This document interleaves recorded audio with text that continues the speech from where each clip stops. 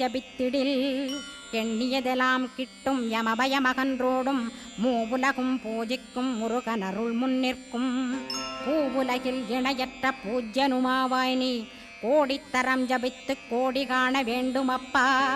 கோடி காணச் சொன்னதை நீ நாடிடுவாய் மனமே, ஜன்மம் கடைத்தேற ஜபித்திடுவாய் கோடியுமே. வேதாந்த ரகசியமும் வெளியாகும் உன்னுள்ளே வேத சூட்குமத்தை விரைவாகப் பற்றிடலாம்.